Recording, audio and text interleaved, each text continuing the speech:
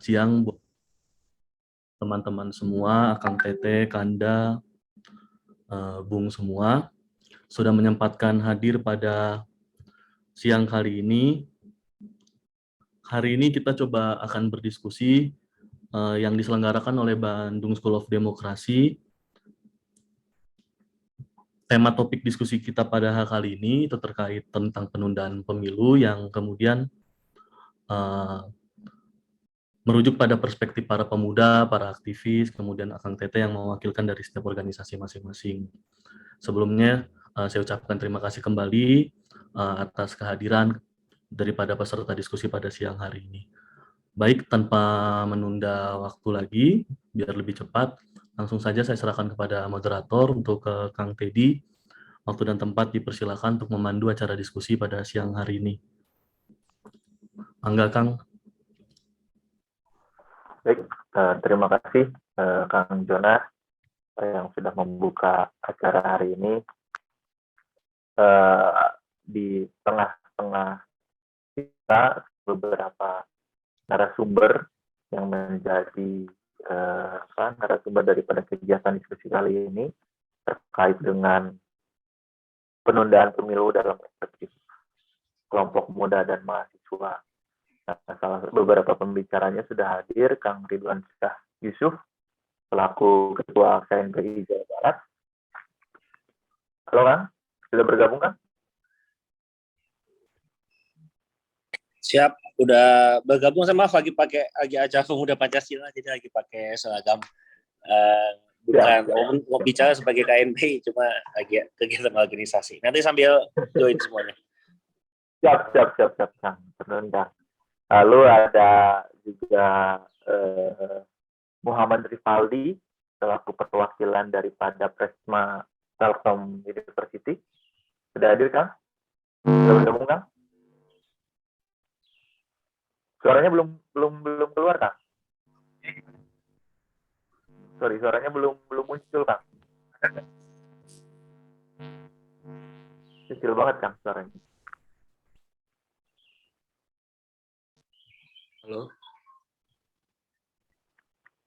Halo Kang? Sudah Kang. Oh, iya. Yeah. Oke. Lalu selanjutnya ada Kang Albi Rizla, selaku Presma Unikom. Sudah bergabung, Kang? Aman, Kang? Halo, Kang. Sehat, Kang? Sehat, alhamdulillah. Lalu selanjutnya ada Kang Andreas Simanjuntak, apakah sudah ada? Kang Andreas? Belum ada ya. Lalu juga ada Kang Ahmad Jundi, apa sudah bergabung Kang Ahmad Jundi? Belum juga. Baik, di samping ada beberapa pembicara yang tadi sudah saya sebutkan, di tengah-tengah kita juga sudah hadir Kang Fahmi Iswahyudi, selaku Direktur Eksekutif Bandung School of Democracy, mana acara ini terselenggara berkat beliau juga gitu. Baik, mungkin sebelum ke acara inti daripada diskusi kita, mungkin ada beberapa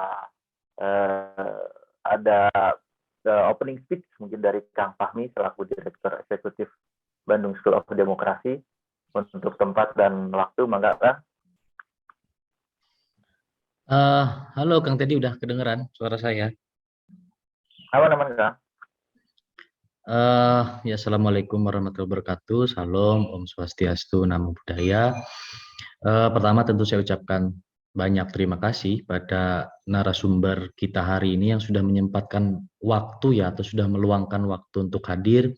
Di antaranya ada kawan baik saya, senior saya, Kang Ridwan Syah Yusuf ya, yang meskipun tengah sibuk dengan agenda lain, tapi menyempatkan diri untuk hadir pada hari ini, pada diskusi atau webinar kita pada siang menuju sore hari ini. Kemudian juga ada beberapa, saya mungkin harus bilangnya junior lah ya, karena secara usia ada perbedaan usia, Kang Teddy. Saya sudah menjelang tua ini dikit lagi. Ada Kang Albi Rizla dari Presiden Mahasiswa Unikom ya, individu-individu hebat, kemudian juga ada perwakilan dari BEM Telkom University, kemudian juga ada beberapa kawan saya di organisasi Cipayung, biasa masyarakat mengenalnya, ada Andrea Simanjuntak dari GMKI dan juga ada Kang Jundi dari kami ya, Ketua Umum kami Jawa Barat. Tentu pertama yang harus saya ucapkan, di samping tadi mengucapkan terima kasih, tentu ada prolog sederhana untuk mungkin menyampaikan pada peserta apa sih BSOD itu, kemudian juga apa yang selama ini dikerjakan oleh BSOD.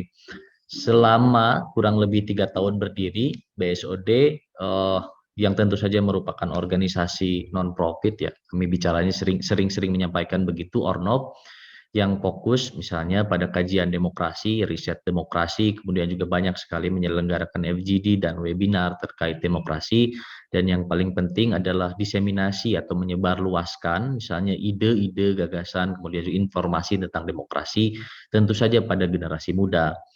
Tujuannya apa ya? Tentu saja tujuannya untuk merawat bagaimana demokrasi di Indonesia bisa tumbuh, berkembang, kemudian juga bisa dijaga bersama-sama ya. Karena tentu saja tanpa demokrasi kita akan terjerembab pada lubang misalnya, atau pada bencana otoritarianisme, kediktatoran, dan seterusnya. Jadi sebagai generasi muda, saya juga mengajak pada kita semua tentu untuk terus menjaga dan merawat demokrasi.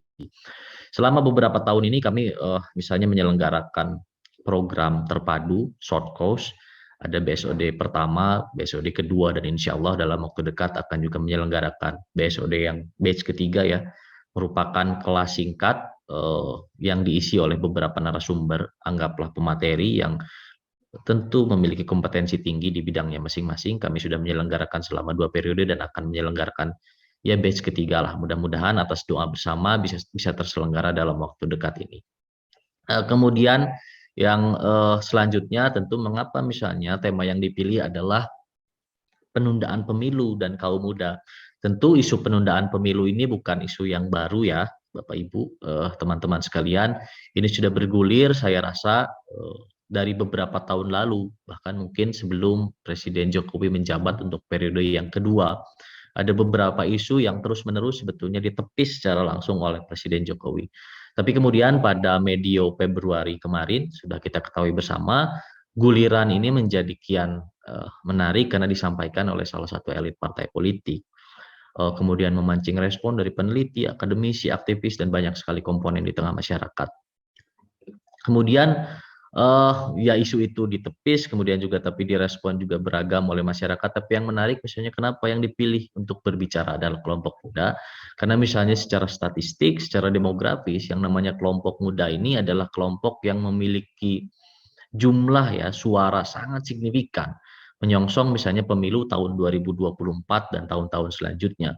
Dengan komposisi yang sedemikian besar, saya rasa tidak mungkin yang namanya kelompok muda justru luput dari pembicaraan politik di tengah masyarakat. Karenanya yang namanya kelompok muda, anak muda, yuk mari bersama-sama tentu harus banyak berbicara, banyak terlibat, bukan hanya misalnya partisipasi pasif dalam momentum pemilu, tapi juga partisipasi yang aktif dalam misalnya tentu saja pembicaraan termasuk ya yang berkenaan dengan aktivitas sosial politik dan seterusnya. Oleh karenanya berangkat dari dua sebetulnya latar belakang tersebut, ada isu penundaan pemilu yang tentu saja menarik untuk dibahas. Yang selanjutnya adalah mengapa kaum muda, ya karena kaum muda lah yang sebetulnya secara statistik memiliki jumlah ya pemilih lebih banyak. Jadi jangan sampai misalnya yang namanya anak muda, kaum milenial itu dieksploitasi ya dalam tanda petik menjelang pemilu saja, tapi suaranya tidak didengarkan. Nah, saya pikir saya mengajak dan saya rasa juga sudah banyak sekali komponen yang merasa tertarik untuk berbicara terkait ya ayo anak muda, kaum muda berbicara lebih jauh tentang politik, sosial politik, bahkan lebih teknis misalnya seperti pemilu, partai politik dan seterusnya. Agar waktunya singkat, saya rasa itu saja yang bisa saya sampaikan karena lebih eksplor, lebih jauh, dan lebih detail tentu akan disampaikan oleh nanti narasumber yang tentu saja memiliki kompetensi yang luar biasa di bidangnya masing-masing. Sekian saja Kang Teddy yang bisa saya sampaikan, mudah-mudahan diskusinya berjalan menarik, dinamis, dan banyak sekali nanti ilmu yang bisa kita dapatkan dari webinar pada kesempatan kali ini. Sekian saja dari saya, akhir kata saya tutup dengan wassalamualaikum warahmatullahi wabarakatuh. Waalaikumsalam warahmatullahi wabarakatuh. Baik. Terima kasih Kang Fahmi semoga BSOD ketiganya bisa dilaksanakan secara luring ya Kang Fahmi ya. Baik, saya dapat info barusan Kang Jundi dan Kang Andreas Simanjuntak sudah bergabung ya Kang?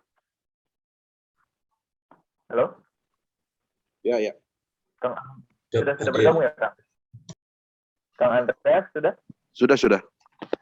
Dan ada Kang Muhammad Indra Purnama juga yang sudah hadir di tengah kita sebagai salah satu narasumber juga nantinya ya. Baik, kalau begitu kita langsung saja menuju acara inti kita, diskusi terkait dengan perspektif kelompok muda dan mahasiswa terkait wacana penundaan pemilu 2024 nanti. Betul tadi apa yang sudah dikatakan oleh Kang Fahmi, di mana pemuda ini jumlah pemilih muda pada beberapa pemilu ke depan ini memiliki signifikansi yang sangat tinggi terkait dengan pemilu seperti itu. Nah, ini juga menjadi penting daripada poin penting daripada diskusi kita pada hari ini.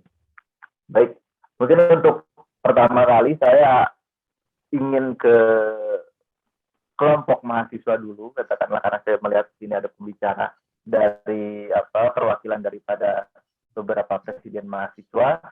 Mungkin untuk pertama kali saya berikan kesempatan kepada Kang Albi Rizla, Kang, untuk memaparkan pandangannya terkait dengan penundaan pemilu 2024 ini. Kang? Baik. Halo Kang Albi. Cek. Ya, masuk Kang Teh. Kang. Ya. Izin mungkin sebelumnya abang-abang tuh di sini semua kita sharing tentang pandangan dan bagaimana sejauh ini mungkin ini saya membawa sikap secara pribadi dan juga secara kelembagaan karena kawan-kawan di Unicom pun sudah sedikit banyaknya membicarakan terkait penundaan pemilu 2024 ini. Nah, selanjutnya mungkin beberapa yang kita kumpulkan narasi-narasi yang hari ini coba dihimpun bahwa isu ini berkembang pada 2021 kemarin. Akhirnya menyeruak pada periode Februari kemarin sampai bulan hari ini terus digaungkan. Saya mungkin sedikit cerita juga kemarin banyak sudah pamflet-pamflet yang dipasang itu bahwa pemilihan di tahun 2026 khususnya langsung ditujukan kepada salah satu menteri koordinator kita, for Presiden 2026. Nah, narasi yang coba diangkat sedari awal adalah beberapa elit-elit partai politik yang mengusung atau mengusulkan penundaan pada pemilu 2024 ini. Begitu juga berkembang, akhirnya ada banyak claiming-claiming yang membicarakan soal hari ini kepuasan masyarakat terkait pemerintahan Jokowi. Pendekatannya yang akhirnya lebih kepada kondisi realita yang coba dibentukkan fakta bahwa ini harus ada penundaan. Dari rapat Komisi 2 DPR bersama KPU dan Bawaslu itu juga sudah menyatakan bahwa pada Februari 2024 akan diselenggarakan pemilu. Tapi kenapa setelah itu justru malah elit-elit politik ini bersikap dengan hal yang berbeda. Dari beberapa media yang mengangkat, ada banyak dugaan dan kekhawatiran bahwa ada sekelompok atau kekuatan besar yang mendorong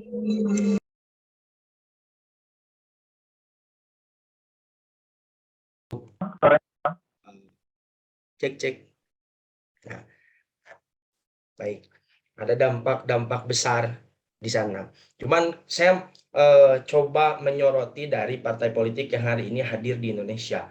Partai politik sebagai salah satu infrastruktur politik itu sangat amat dan dibutuhkan. Begitupun kita masuk kelompok pemuda dan mahasiswa kepada infrastruktur politik yang hari ini saya lihat dewasa ini tidak begitu diaktifasi ruangnya dalam kontrol baik eksternal maupun internal kepada pemerintahan. Nah, ini akhirnya menjadikan ruang, kalau tadi kata Kang Fahmi bilang ini kita dihadapkan dengan otoritarianisme begitu. Karena memang kondisi hari ini aktivasi daripada infrastruktur politik baik dari kelompok penekan, mass media itu banyak yang dikooptasi oleh kekuasaan. Kita coba hadirkan. Nah, saya pikir hari ini kondisi partai politik itu sudah sangat oligarkis. Karena memang dari aturan undang-undang partai politik pun sistem membicarakan soal hal seperti itu. Nah, pada akhirnya kita mendekatkan diri pada demokrasi yang kapitalistik.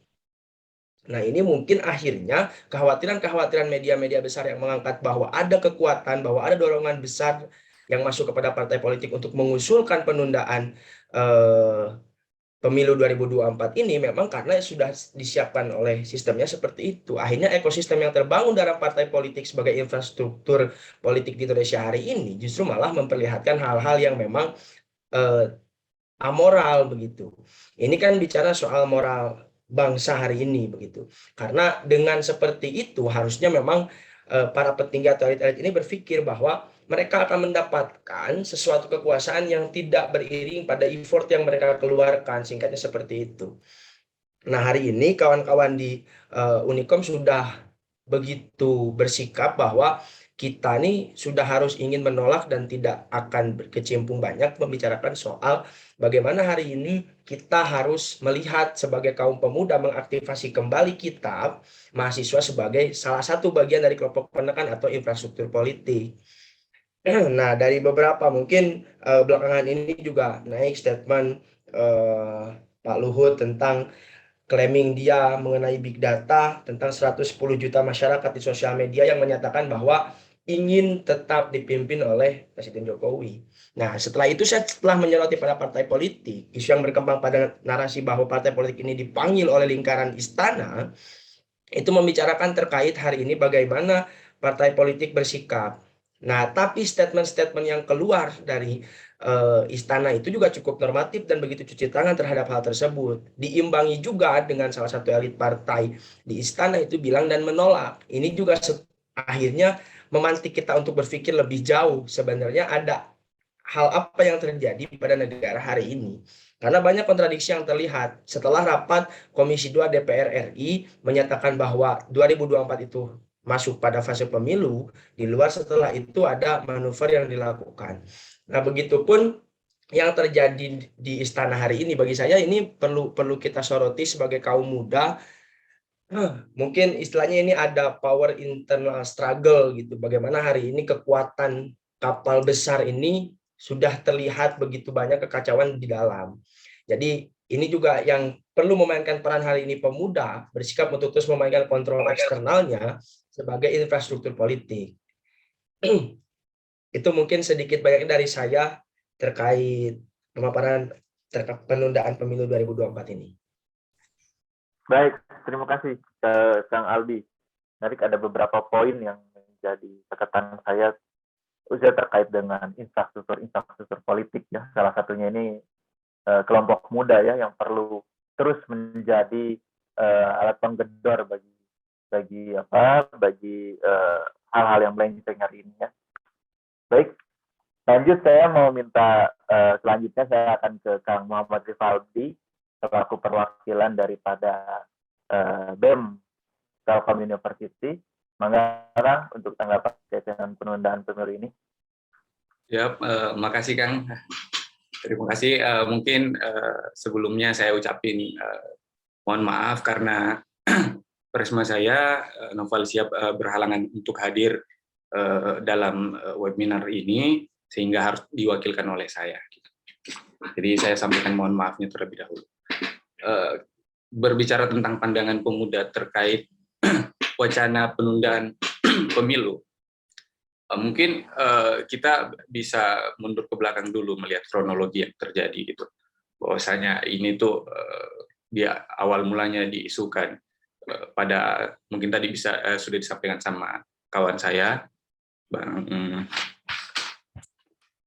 Albi dari Unikom bahwasanya ini tuh sebuah fenomena yang diinisiasikan oleh awalnya Menteri Investasi Pak Bahlil, yang selanjutnya disambut oleh beberapa partai politik, mulai dari PKB, Golkar, dan PAN, yang secara tidak langsung menyepakati bahwasanya penundaan pemilu dengan narasi-narasi yang kalau kita lihat itu tuh berlandaskan dengan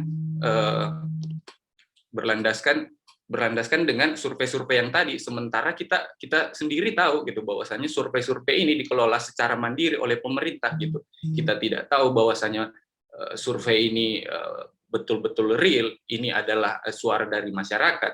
gitu.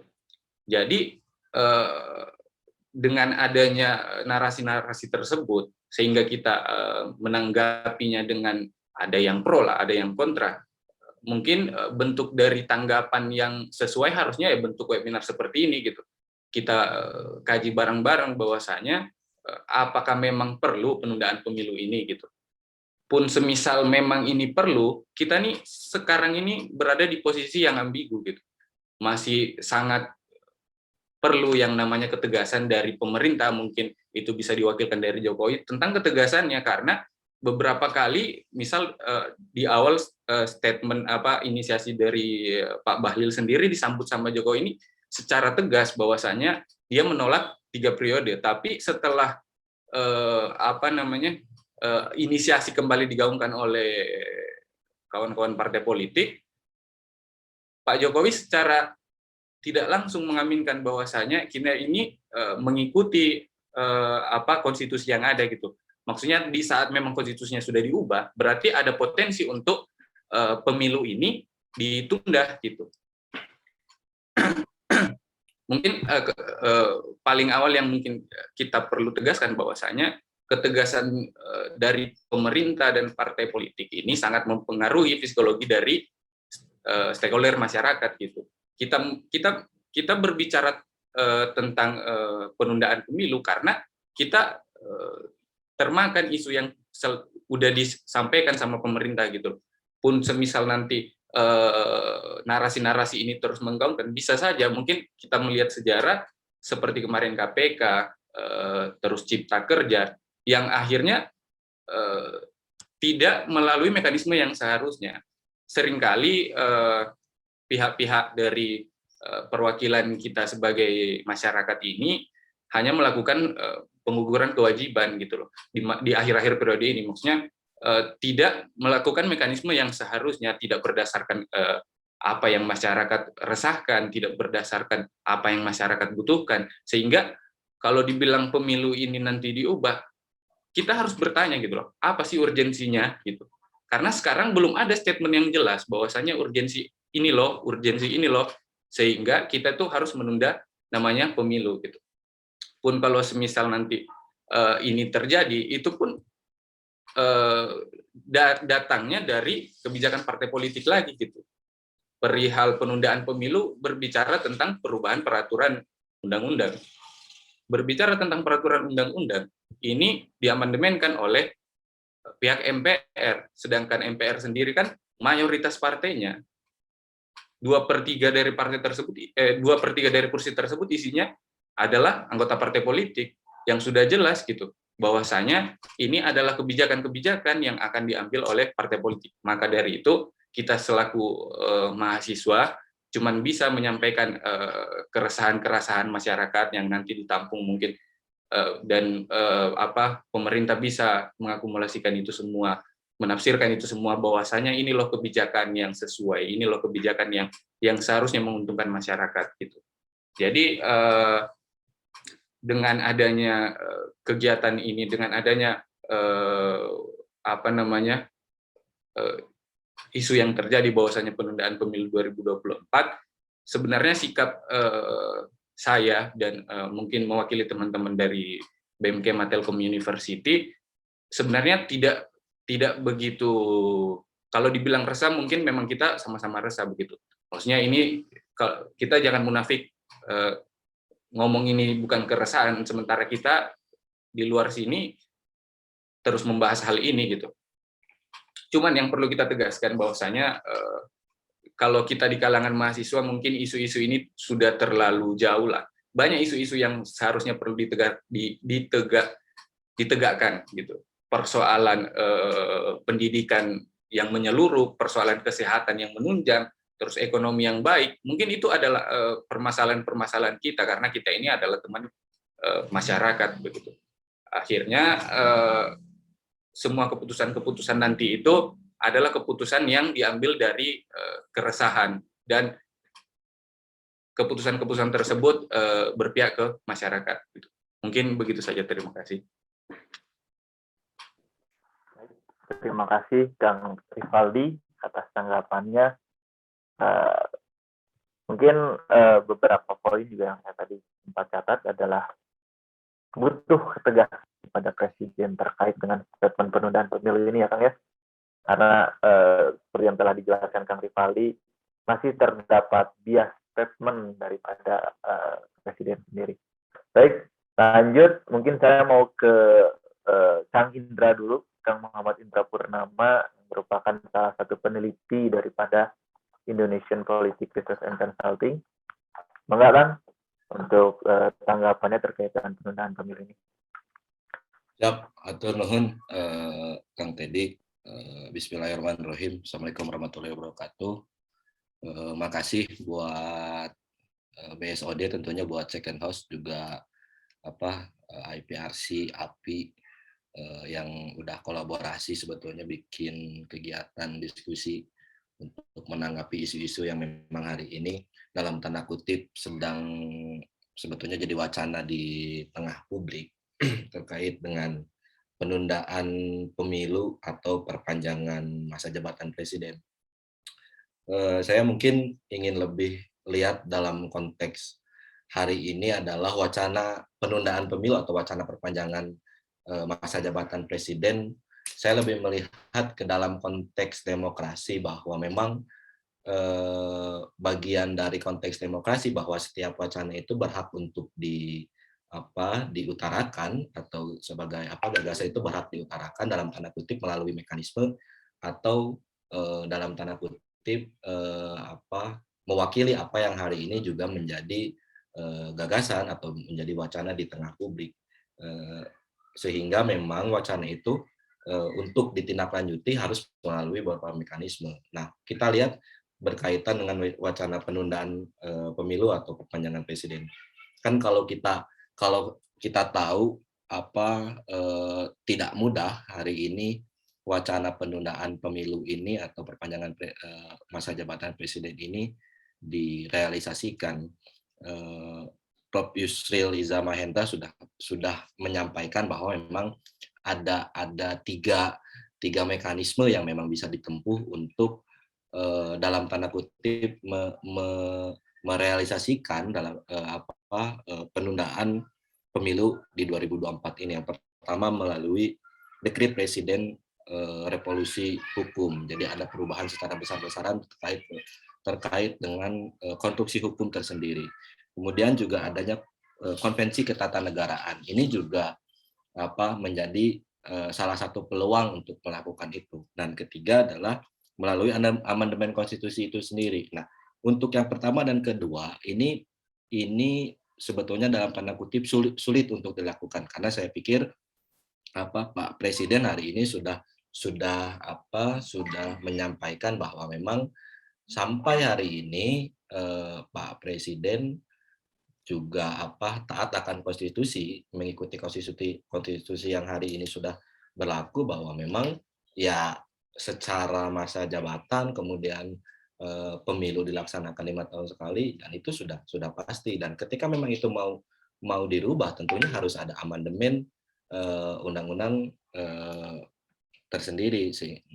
Nah, kita lihat sekarang gimana kalau memang amandemen itu akan dilakukan. Nah, kan syarat atau prasyarat terjadinya amandemen itu ada beberapa hal. Yang pertama adalah seminimal mungkin dilakukan sidang MPR yang diajukan seminimal mungkin 1/3 dari jumlah anggota Majelis Pemusyawaratan Rakyat. Nah, katakanlah hari ini ada 711 orang anggota MPR RI, 575-nya anggota DPR, 136-nya anggota DPD. Nah, artinya seminimal mungkin harus ada 237 kursi atau suara yang mengajukan adanya amandemen atau perubahan konstitusi. Katakanlah hari ini kan hanya yang secara terang-terangan mendukung wacana penundaan pemilu itu ada 2 partai, PAN dan PKB. PAN dan PKB ini jika ditotal kursinya itu ada 102 kursi. Artinya ada 135 kursi yang harus ditambah untuk memang bisa mengajukan amandemen konstitusi ini. Nah, apakah memang ini bisa terpenuhi oleh suara partai lain untuk melakukan amandemen? Saya pikir tidak, karena kita lihat beberapa partai lain, katakanlah PDIP melalui Pak Hasto sudah bilang kalau memang ya sudah ikut saja konstitusi yang sudah ada. Kemudian juga Gerindra pun sama menyepakati hal itu. Nah, kemudian hari ini bagaimana dengan suara DPD? Ada 136 suara DPD. Berarti hampir semuanya anggota DPD harus menyetujui adanya amandemen konstitusi ini. Dan itu saya pikir hal yang sangat sulit untuk dilakukan untuk bisa menjadi rujukan terjadinya amandemen konstitusi. Jadi memang wacana penundaan pemilu ini dalam tanda kutip memang agak sulit untuk dilakukan, tapi memang ya kembali tadi seperti yang sudah disampaikan, dalam politik memang tidak ini mungkin saja dilakukan ketika memang itu ada satu kesepakatan bersama. Namun kembali ketika kesepakatan bersama ini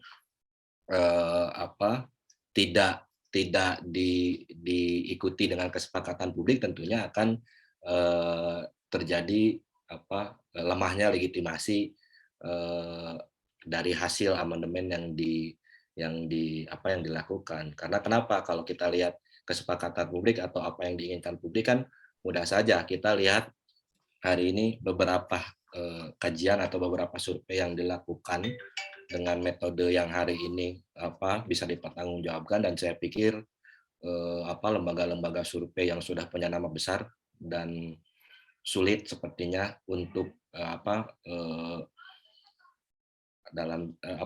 sulit nama besarnya ini digunakan untuk hal-hal yang tadi disampaikan, ada pesanan atau ini itu, saya pikir ini agak sulit karena kan kalau dilihat memang dari hasil survei di beberapa provinsi kemudian nasional bahwa ada sekitar 30% masyarakat yang menyepakati adanya penundaan pemilu, tapi kan sekitar 60%-nya tidak. Jadi sehingga memang ketika dilakukan amandemen hari ini dan kemudian konstitusi itu dirubah, tentunya akan terjadi polemik di masyarakat. Nah, ini juga yang tentunya harus diperhatikan. Kemudian kedua adalah dampak dari penundaan pemilu itu sendiri, karena kita tahu ya, ketika hari ini katakanlah ada perpanjangan masa jabatan presiden sampai 2027 atau masa penundaan pemilu ditambah 1 periode berarti di 2029, bayangkan ada sekian ratus, hari ini aja 2024 ketika akan dilakukan pemilu, ada sekian ratus kepala daerah yang akan dipimpin oleh PJS atau pelaksana tugas kepala daerah. Nah, ini juga tentunya akan menjadi permasalahan tersendiri. Kita tahu bahwa koreksi jika saya salah, bahwa ada keterbatasan tugas yang dilakukan oleh PJS atau PLT kepala daerah, karena sehingga tidak bisa melakukan kebijakan strategis. Bayangkan sekian ratus kepala daerah dijabat oleh PJS atau PLT, kemudian berlangsung cukup lama. Nah, ini juga tentunya akan mengganggu stabilitas politik, kemudian juga akan mengganggu jalannya pelayanan masyarakat, jalannya pembentukan program dan kebijakan, sehingga memang ini juga tentunya harus jadi bahan pertimbangan untuk melakukan amandemen undang-undang ataupun melakukan penundaan pemilu di 2024. Ini juga tentunya akan menjadi permasalahan tersendiri. Kemudian hari ini adalah ada kesepakatan presidensial threshold 20%.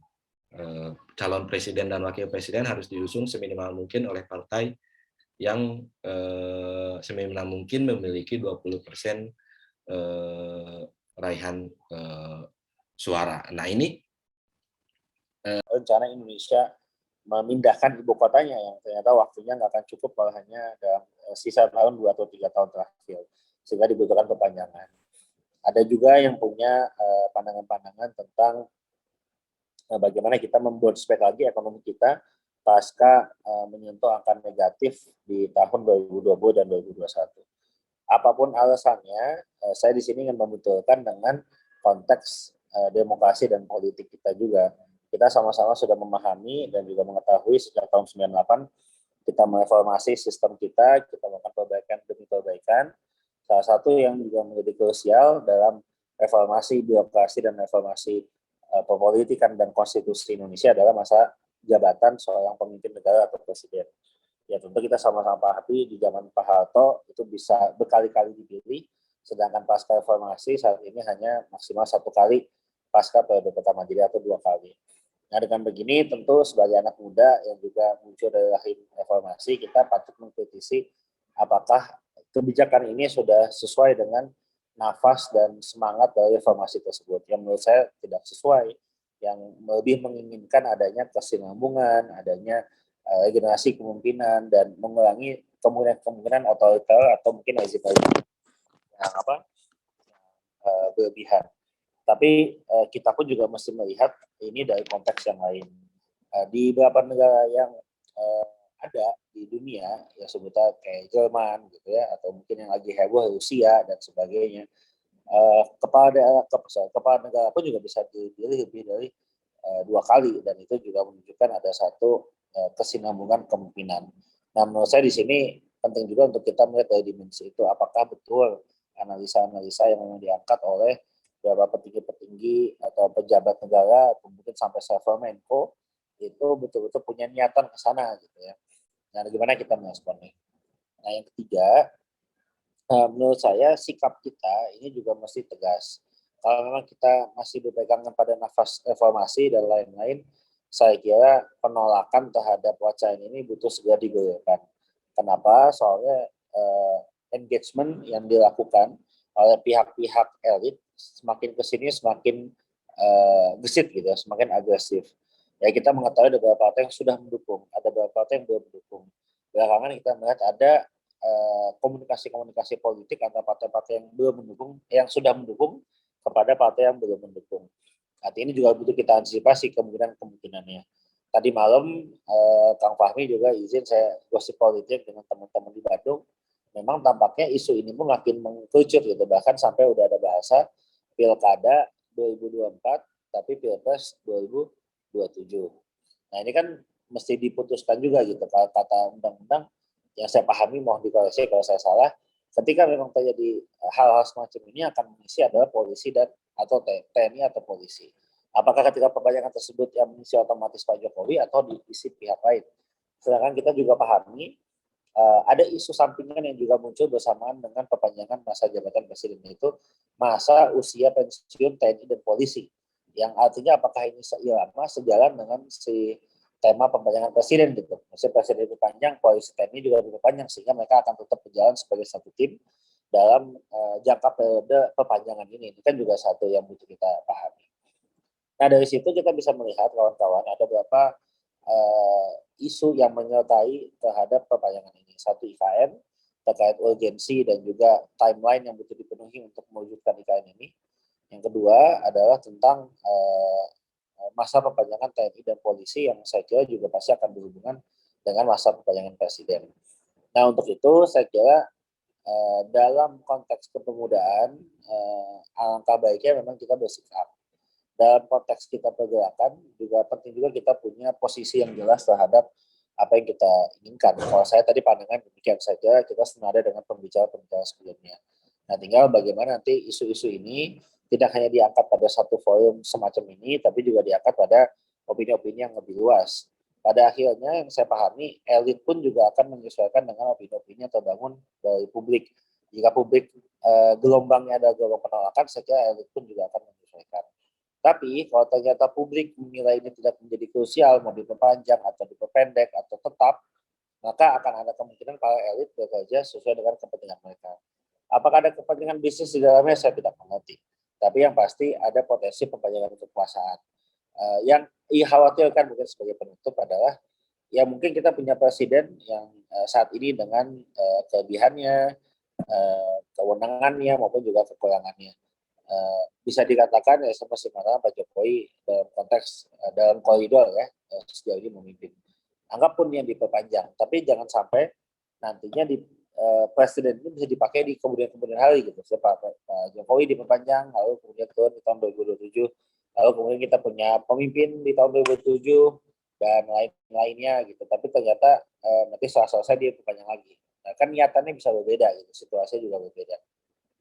Dan yang juga butuh kita juga cermati bersama, salah satu yang juga akan kita cederai dari potensi perpanjangan ini adalah semangat pilkada atau pemilu serentak yang sudah disusun oleh KPU sejak tahun 2009-2014 gitu. Artinya dengan begini apa yang disusun jauh-jauh hari bisa jadi berantakan dan goyah kan. Kalau enggak kenapa enggak? Ya kalau begitu yang PLT diabaikan saja dan lain-lain. Saya kira itu sekedar gambaran. Saya kira pembicaraan tadi juga sudah menyampaikan banyak hal. Yang paling penting menurut saya, kalau memang kita merasa ada kekeliruan atau mungkin ada kesalahan dari kebijakan ini, angka baiknya kita bersikap, dan dari sikap yang kita buat ini harapannya bisa jadi opini maker gitu ya dari semua situasi yang akan berkembang dalam beberapa bulan ke depan ini terkait keputusan perpanjangan masa jabatan presiden. Saya kira itu moderator atau nuhun. Assalamualaikum warahmatullahi wabarakatuh. Waalaikumsalam warahmatullahi wabarakatuh. Baik, terima kasih Kang Ridwan Syah Yusuf atas tanggapannya.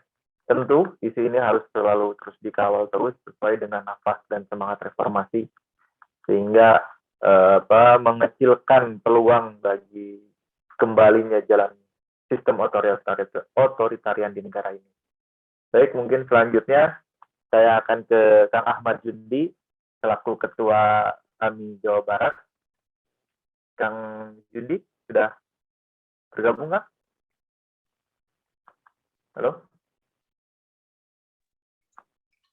Halo, Assalamualaikum. Waalaikumsalam. Mana Kang? Bismillahirrahmanirrahim. Assalamualaikum warahmatullahi wabarakatuh.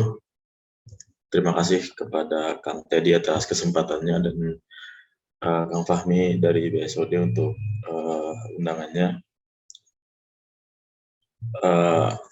Sebetulnya apa yang disampaikan oleh para pemateri tadi sudah cukup banyak ya, tapi saya coba mengambil perspektif seorang pemuda gitu. Dan saya juga melihat bahwa mungkin wacana-wacana ini baru viral, tapi saya yakin dalam hal demokrasi, dalam politik ini tidak baru direncanakan. Gitu ya. Ini sebuah hal yang harus kita sadari. Dan kemudian begini, bahwa wacana perpanjangan presiden ini menurut saya sepakat bahwa di demokrasi yang namanya wacana, kebebasan berpendapat, ataupun kemudian orang punya ide apapun itu dilindungi, tapi kemudian ketika wacana dan apalagi yang berkaitan dengan konstitusi, dan kemudian wacana perpanjangan pemilu ini sudah mulai masuk dalam gerakan-gerakan perpanjangan pemilu, maka polisi harus segera bertindak, karena menurut saya ini adalah sebuah ancaman terhadap konstitusi, begitu ya. Kalau kita berbicara bahwa wacana terkait dengan negara komunis atau negara khilafah dan segala macam, secara wacana tidak apa-apa, tapi ketika menjadi sebuah gerakan, dia menjadi ancaman kepada kedaulatan, maka wacana perpanjangan ini ketika menjadi wacana, saya sepakat. Tapi kemudian yang kita lihat saat ini adalah sebuah upaya untuk melakukan perpanjangan. Ketika dia sudah menjadi upaya, maka perpanjangan ini saat ini masih bertentangan dengan konstitusi, maka menurut saya polisi harus segera bertindak. Itu yang pertama. Kemudian yang kedua, teman-teman semua, tadi ketika disinggung oleh Ketua Ridwan Syah Yusuf terkait dengan masa depan Indonesia adalah dominan kaum muda, maka saya ingin menyampaikan, siapa kira-kira yang dirugikan dengan wacana perpanjangan presiden, atau nauzubillah ketika perpanjangan presiden ini dilaksanakan kemudian baik itu konstitusional atau tidak, siapa yang paling dirugikan? Jawabannya adalah anak muda, jawabannya adalah teman-teman semua, jawabannya adalah kita semua, jawabannya adalah mungkin semua peserta yang hadir di sini atau anak muda yang ada di Indonesia. Kenapa? Pertama, teman-teman semua, bahwa terjadi percepatan, terjadi peningkatan kapasitas, terjadi banyak saluran-saluran politik atau demokrasi yang kemudian membuat anak-anak muda ini bisa masuk ke dalam politik dengan cepat, bisa masuk ke dalam gelanggang, baik itu di daerah lokal ataupun kemudian secara nasional dengan cepat. Nah, ini membuat apa? Ketika wacana perpanjangan ini diterapkan, baik presiden ataupun kemudian wakil presiden yang berimplikasi pada pejabat-pejabat publik lainnya, DPR, MPR, DPD, begitu ya. Nah, ini akan menyebabkan saluran-saluran percepatan tadi kapasitas anak muda untuk tampil, untuk maju ke depan, untuk bisa memimpin, itu akan tersumbat. Sehingga anak muda adalah yang paling dirugikan dengan wacana penundaan pemilu ini. Dan perlu dicatat juga begitu ya, ketika ada orang yang mengatakan bahwa kita punya sejarah penundaan pemilu, kita punya sejarah berapa kali penundaan pemilu dengan alasan A, B, C, D, maka sampaikan bahwa kita juga punya sejarah percepatan pemilu. Kenapa nggak dipercepat? Demi anak-anak muda ini bisa masuk gelanggang politik. Itu lebih menarik menurut saya begitu ya. Tahun 97 kita pemilu, harusnya pemilu kita tahun 2002, tapi kemudian kita pemilu tahun 99 dengan berbagai alasan, salah satunya mungkin waktu itu bahwa peninggalan atau rezim atau kabinet dari mantan Presiden Soeharto sudah tidak bisa dipercaya. Maka walaupun Pak Habibie saat itu juga legowo untuk melaksanakan pemilu tahun 99. Artinya kita pernah ditunda gitu ya, tapi kita pernah dipercepat. Nah, tapi dulu apakah kemudian karena dulu pernah ditunda sekarang bisa ditunda lagi? Oh, tidak, kita kembali sebagai negara hukum yang ada pada Undang-Undang Dasar. Kita kembali pada hukum, kita kembali pada konstitusi yang paling tinggi bahwa tidak ada lebih dari 2 periode 5 tahun dan kemudian tidak ada bagaimana adanya upaya-upaya untuk menunda pemilu. Nah, kemudian ketika hal ini dibiarkan, ini saya khawatir begitu, ketika hal ini dibiarkan, teman-teman semua, kita akan masuk jauh lebih dalam kepada suatu yang namanya politik gerontokrasi atau politik orang-orang tua. Sekarang 2021 BPS merilis begitu ya, bagaimana dominasi kaum muda terhadap komponen bangsa atau usia muda di Indonesia ini sangat-sangat besar, lebih dari setengahnya adalah usia muda. Tapi mohon maaf gitu ya, DPR kita, presiden kita, pejabat kita, gubernur kita, wali kota kita, baik di kota, kabupaten sampai tingkat lokal, sampai tingkat nasional, itu dominasinya usia tua begitu. Ini yang dinamakan politik gerontokrasi ketika orang-orang tua ini mengisi, ketika orang-orang tua ini di atas usia dominan mengisi. Jadi politik patron yang dipakai masih diberlakukan sampai sekarang. Sedangkan yang dipimpin anak muda ini sudah beda generasi gaya treatment dan segala macamnya.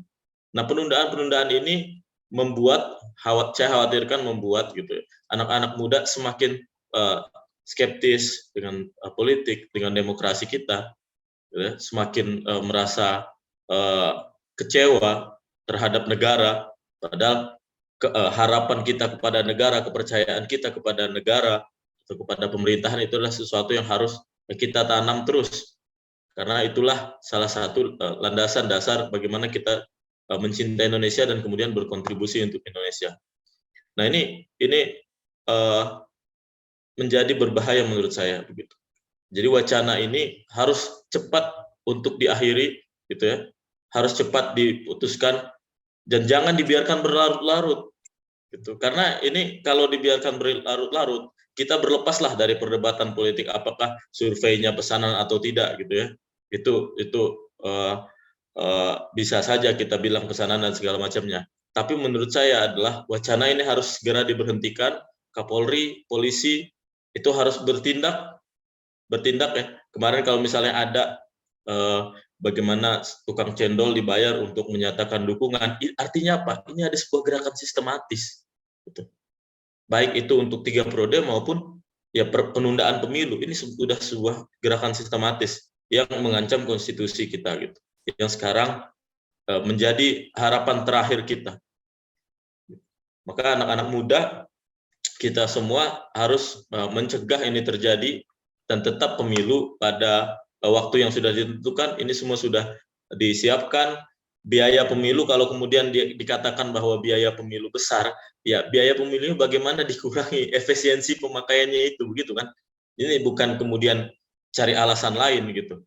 Kemudian bagaimana kalau misalnya dianggap COVID dan segala macamnya. COVID sekarang dengan COVID pemilu 2020 atau 2021, 2020 kemarin yang ramai gitu, mana yang lebih berbahaya? Saat itu 2020 kita lebih kritis fase-fase itu gitu ya. Tapi kemarin tetap berjalan, 2021 juga tetap di beberapa daerah tetap berjalan begitu. Sehingga kalau dikatakan masih COVID, itu alasan yang konyol menurut saya. Ataupun kemudian ketika dikatakan terkait dengan permasalahan ekonomi, sekarang IKN masih terus jalan, tapi pemilu yang di mana bangsa itu mengharapkan, menggantungkan perubahan perbaikan pada masa depan bangsa di pemilu ini gitu kan, yang kita harapkan secara substansi itu pemilu artinya tidak hanya pergantian kekuasaan, tapi juga pergantian nasib bangsa Indonesia ke depan. Kok malah mau ditunda begitu. Ini yang kemudian harus kita highlight bersama gitu sebagai kaum muda juga. Jangan sampai penundaan pemilu ini menghambat kaum muda untuk tampil tidak hanya sebagai objek tapi juga bagaimana menjadi subjek di panggung politik kita di nasional, dan juga jangan sampai penundaan pemilu ini memperkuat politik gerontokrasi, aging politician kalau di Amerika gitu, politisi yang udah lanjut usia ini terus menguasai sendi-sendi lini-lini politikan yang mengatur hajat hidup orang banyak. Karena pola pikirnya beda. Kenapa kemudian sekarang misalnya banyak sekali anak muda yang tidak terfasilitasi? Baru-baru ini kita e-sport, tapi apakah kemudian yang berkembang itu hanya e-sport? Banyak hal-hal lain yang berkembang tapi tidak cepat ditangkap oleh para pemikir-pemikir, para politisi-politisi tua. Berbeda ketika anak muda yang dia dapat feel-nya, mereka bergaul sehari-hari, mereka mengenal.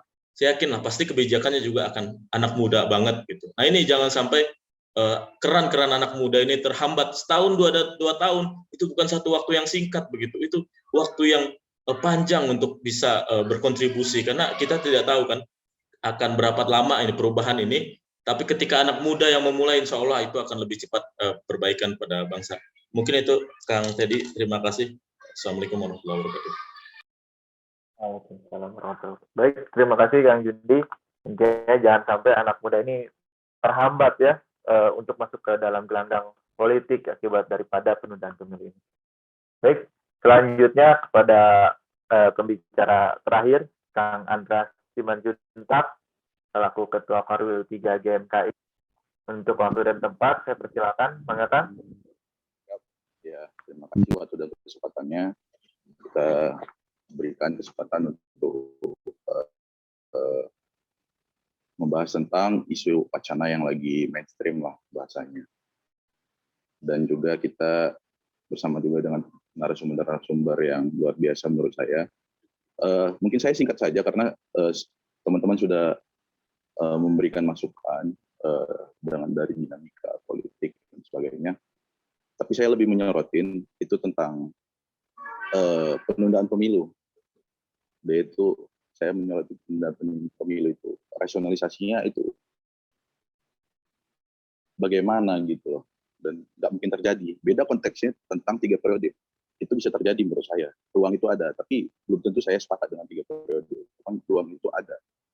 Tapi untuk rasionalisasi penundaan pemilu itu saya kurang dapat, karena kalau dari sejarah kan dari 1955 itu pemilu awal-awal mulai dilakukan itu, dan sampai sekarang itu kulturnya itu, kebiasaan itu dilakukan selama 5 tahun. Artinya itu ada kajian yang sudah dilakukan, itu pernah ada force major lah bahasanya, ada kondisi memang tidak bisa dielakkan. Cuman untuk hari ini kita lihat untuk kondisi force major itu nggak bakal terjadi bagaimanapun. Itu menurut saya sih nggak bakal terjadi untuk penundaan pemilu seperti itu.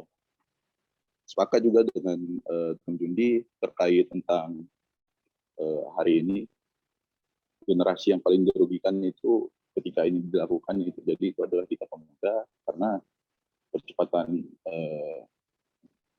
generasi atau regenerasi itu mengalami penundaan lagi gitu. Dan itu saya rasa itu cukup lama gitu teman-teman.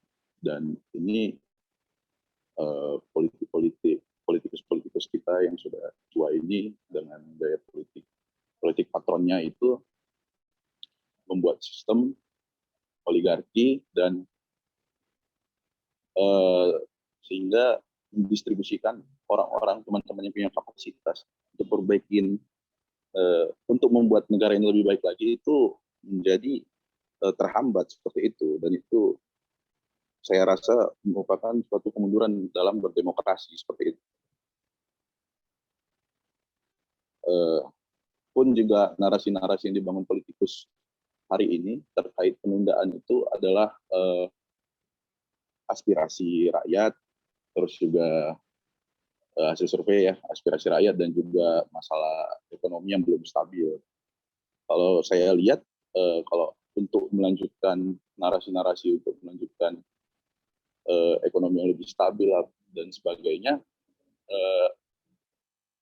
hari ini sangat susah di dalam perpolitikan kita, maksudnya dengan negara kita yang menetap presidensial dengan banyak partai politik dan juga sistem yang di dalamnya itu membuat setiap regenerasi presiden itu memiliki visi misi berbeda gitu loh. Kan soalnya narasinya itu melanjutkan pembangunan infrastruktur seperti itu. Kita lihat saja kemarin itu presiden waktu terpilih di periode pertama dengan yang kedua itu visi misinya juga berbeda gitu. Jadi untuk narasi meneruskan infrastruktur pembangunan manusia dan sebagainya itu juga kurang tepat gitu. Jadi artinya untuk rasionalisasi penundaan pemilu itu saya kira nggak bakal berhasil gitu dan nggak akan terjadi seperti itu. Mungkin itu aja dari saya. Terima kasih. Baik, terima kasih Kak Andreas. Mungkin poinnya adalah hingga saat ini belum ada rasionalisasi yang menguatkan terkait dengan wacana penundaan pemilu ini juga ya. Terima kasih Kak Andreas. Lalu selanjutnya mungkin saya akan buka dulu termin, kita masuk ke tanya jawab. Saya akan membuka termin 1 pertanyaan dengan 3 penanya. Mangga apabila ada penanya bisa langsung saja dinyalakan mic-nya untuk bertanya kepada para narasumber hari ini.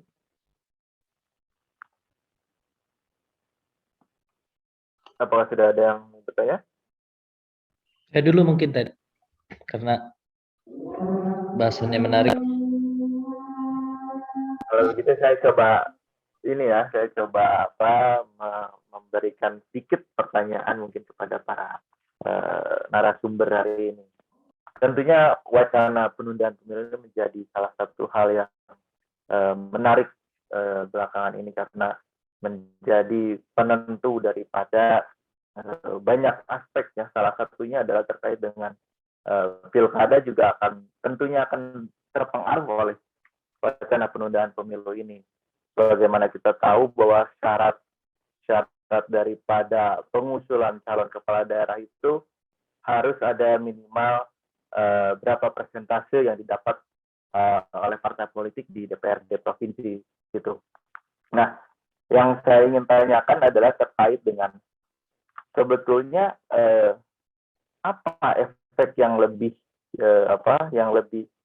signifikan terkait dengan penundaan pemilu ini, khususnya di dalam konteks lokal ya, ketika banyak sekali kepala daerah yang nantinya menjadi PJ, lalu juga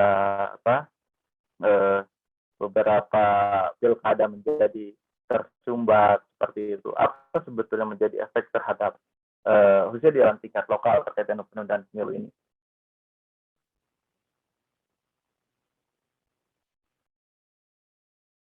Mungkin saya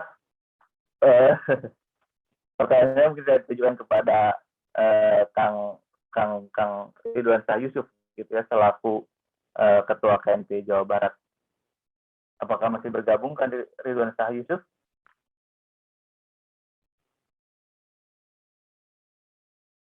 Halo?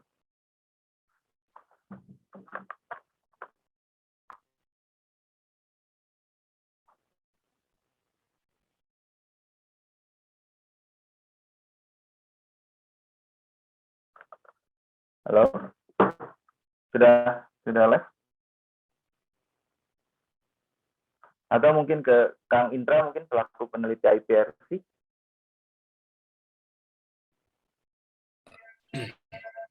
Ntar adan dulu ya, Ted. Siap.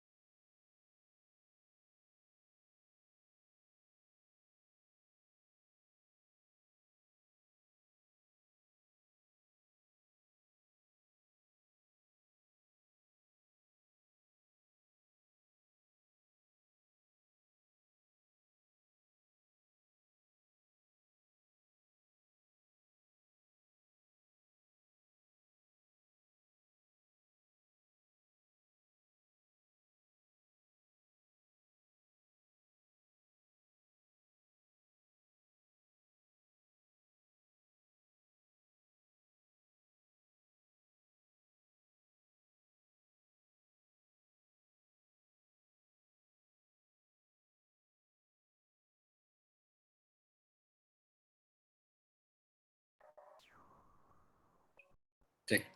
Baik, melanjutkan pertanyaan yang tadi mungkin disampaikan ya,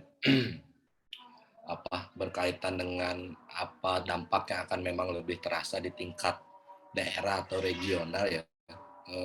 Mungkin tadi ada beberapa pola juga ya, katakan ada yang bilang bahwa oke, pilpresnya atau pemilunya di 2024 tapi pilkada tetap dilakukan di 2024. Nah, ini kan juga menjadi permasalahan tersendiri, karena kita tahu kan justru hari ini kenapa kemarin ada isu atau polemik terkait pengisian jabatan PLT ini kan bertujuan untuk keserentakan pemilihan. Jadi dari tingkat nasional sampai ke tingkat daerah. Nah, ketika hari ini ada wacana seperti itu, pilkada atau tingkatan daerahnya di 2024 tetap di 2024, kemudian di tingkat nasionalnya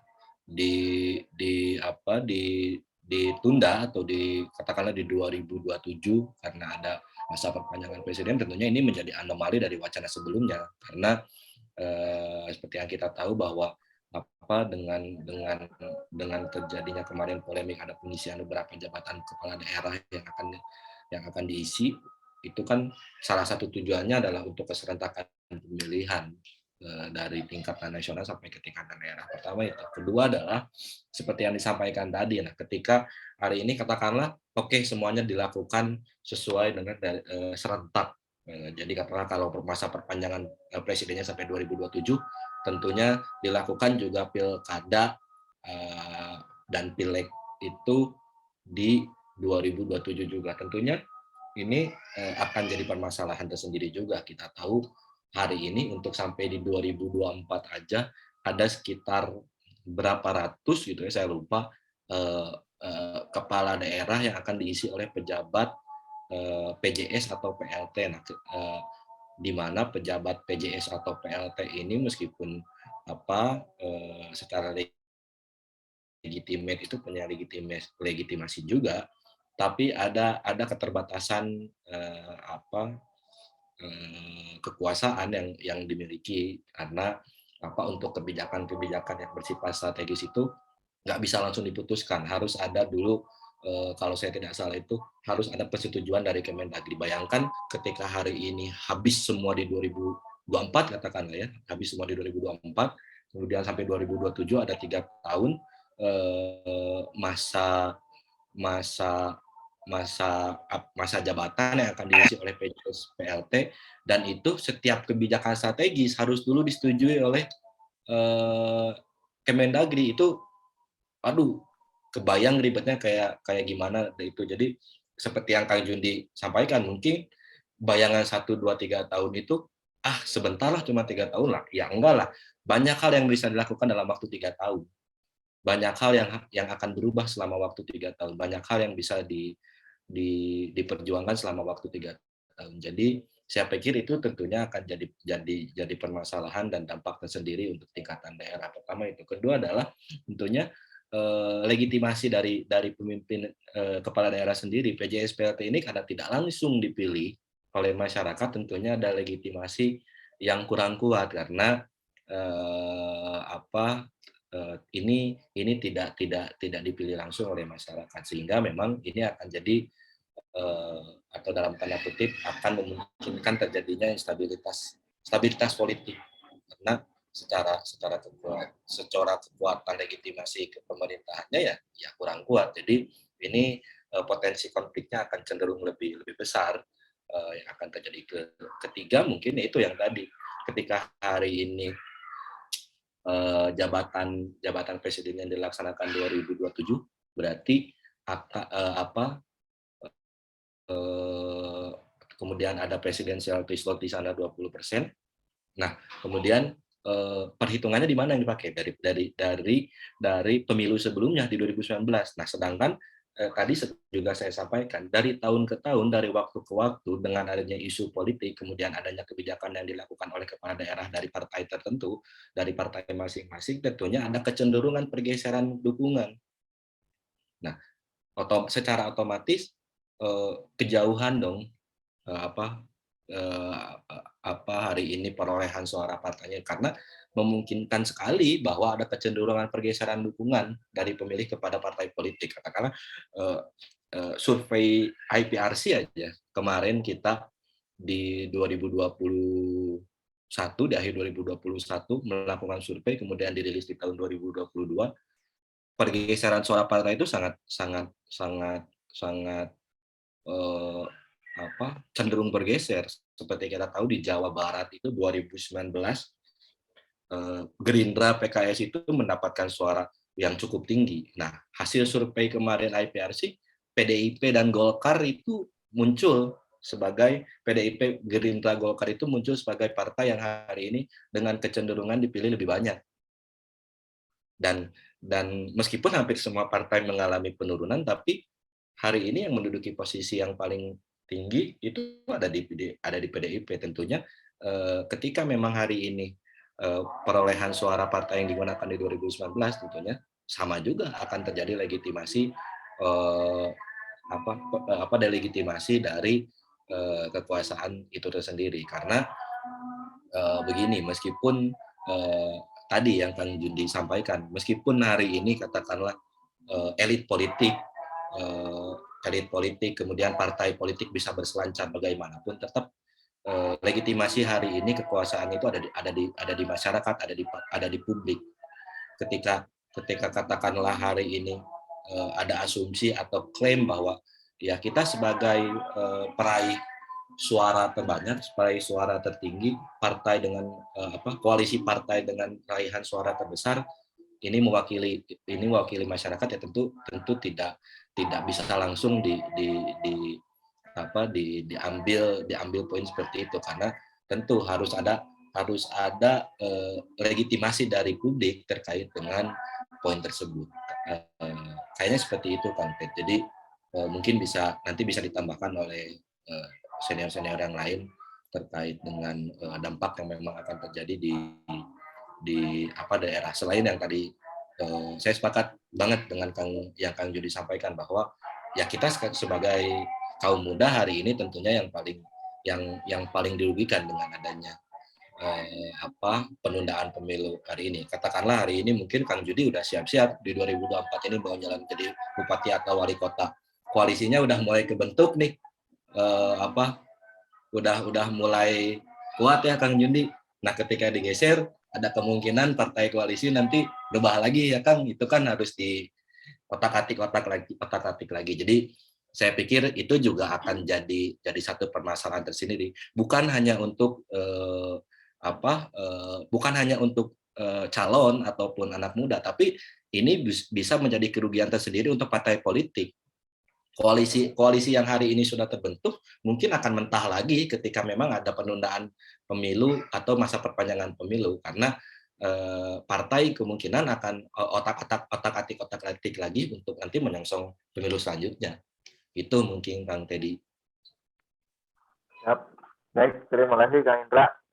Saya juga setuju terkait dengan kebijakan ya, di mana tentunya pandemi ini berimplikasi kepada ekonomi di Jawa Barat juga terdampak, dan bagaimana sebetulnya ketika PJ ini menjabat sebagai gubernur, katakanlah begitu, nah lalu ada beberapa kebijakan strategis yang tidak dapat diambil, sehingga itu juga akan menghambat kepada proses pemulihan ekonomi di Jawa Barat. Ya.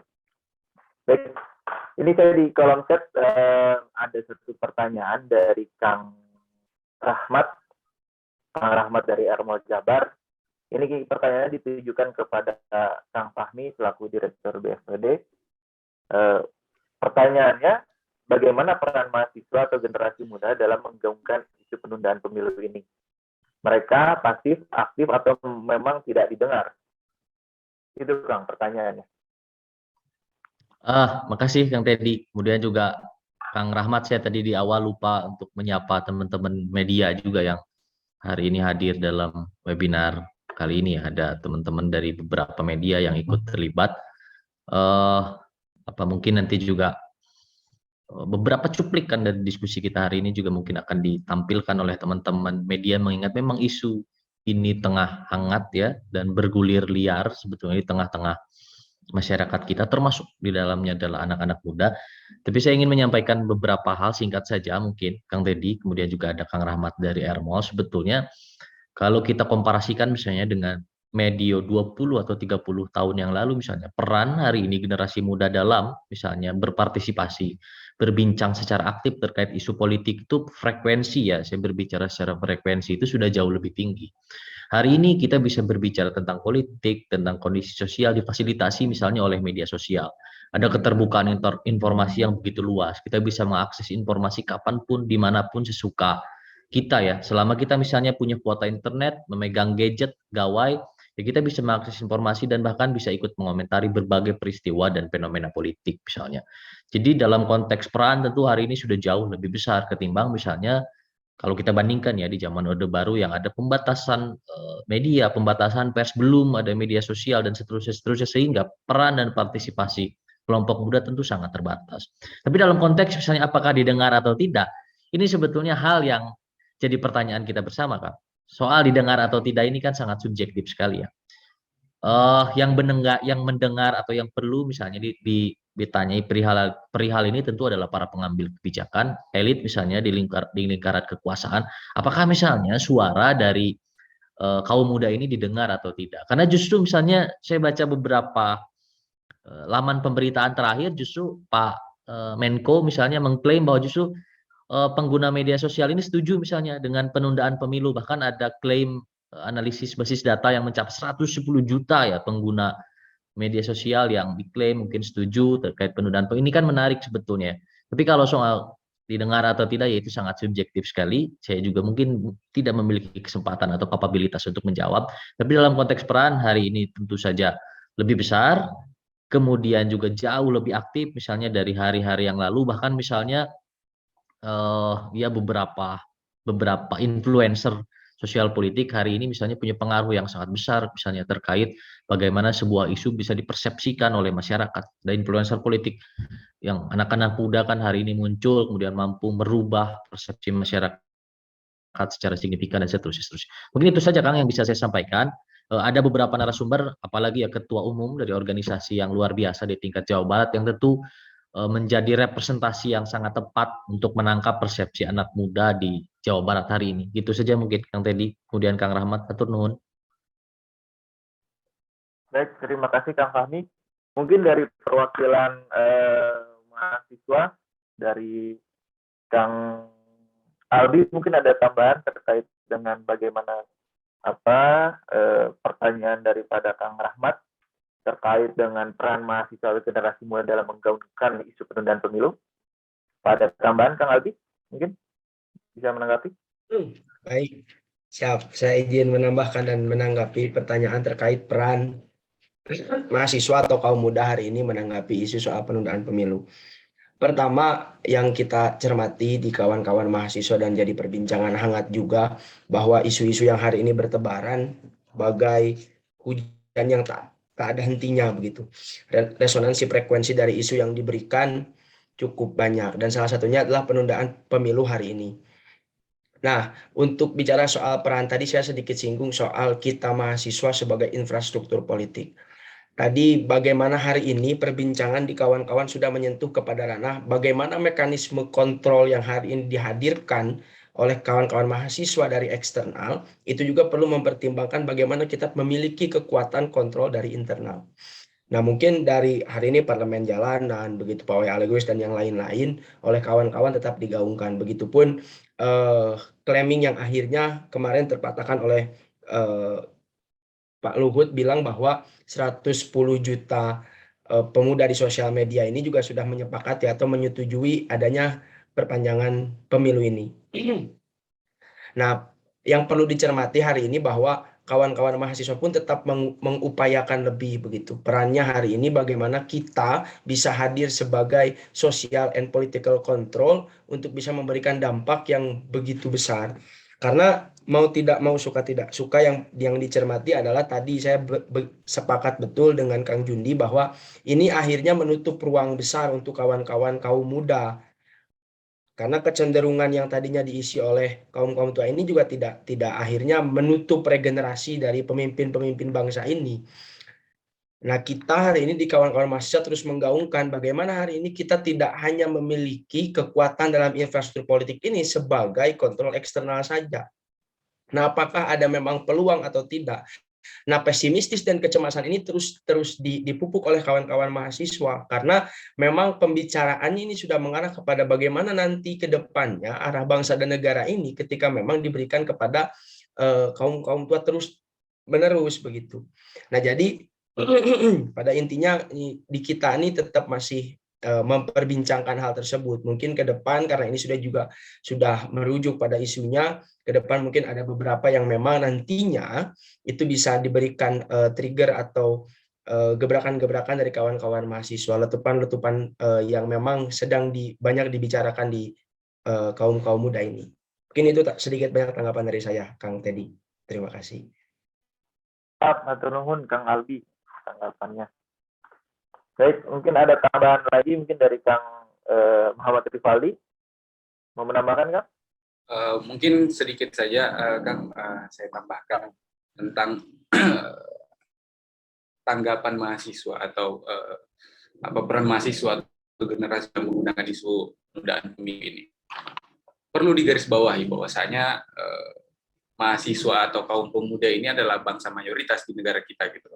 Jadi pesimis tadi bahwasanya apa sih yang bisa dibuat sama mahasiswa, saya yakin dan percaya bahwasanya seluruh mahasiswa dan seluruh pemuda di Indonesia insya Allah mempunyai keresahan yang sama dan pasti bakal kita sampaikan. Jadi tidak ada lagi pesimis-pesimis tentang bagaimana peran mahasiswa, bagaimana peran pemuda.